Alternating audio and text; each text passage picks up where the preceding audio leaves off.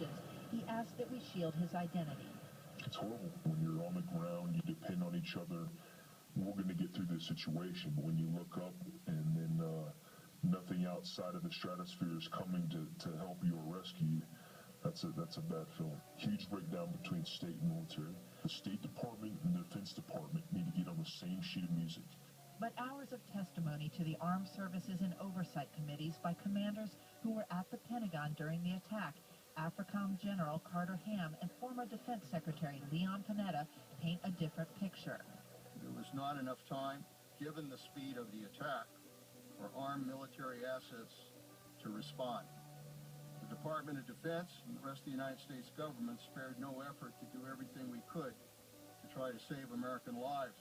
That statement differed from what Panetta said on October 25th at a Pentagon press briefing, a pronouncement that angered many in the Special Operations community, including some on the ground that night.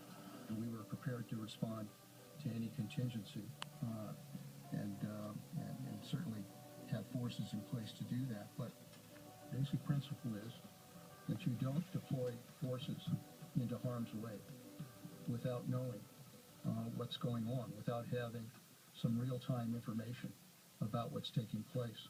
16 months later, after multiple hearings with military commanders, Republicans on the House Armed Services Committee say the lesson of Benghazi is of a military that actually couldn't respond because of, quote, a severely degraded location and readiness posture of U.S. forces.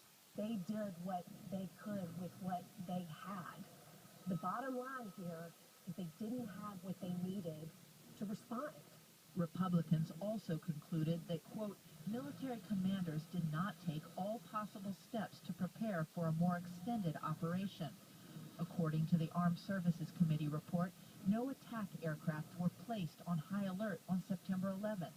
Fighter jets were unarmed and air refuelers were 10 hours away in Great Britain. House Republican Congressman Jason Chaffetz blames it all on a leadership vacuum that night. I think you're going to find that a lot of levers that the president had at his disposal were not pulled. Why did it take almost 4.5 hours to start the clock to prepare to deploy? It is the American way that when we have a man down, you send people in. We had people that were being killed. We had an ambassador who was missing. We didn't know when that attack was going to end. And the American military did not respond. Chaffetz, who serves on the House Oversight Committee, put those questions and more to now retired Air Force Brigadier General Robert Lovell, the Deputy Intelligence Chief for AFRICOM that night.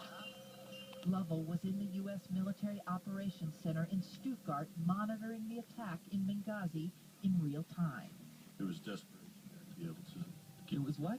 Desperation there to gain situational awareness and to be able to do something to save people. Did they actually do it? We had dead people. We had wounded people. And our military didn't try to engage in that fight. Would you disagree with that? 4 individuals died. Certainly, obviously, did not respond in time to get there. Could we have?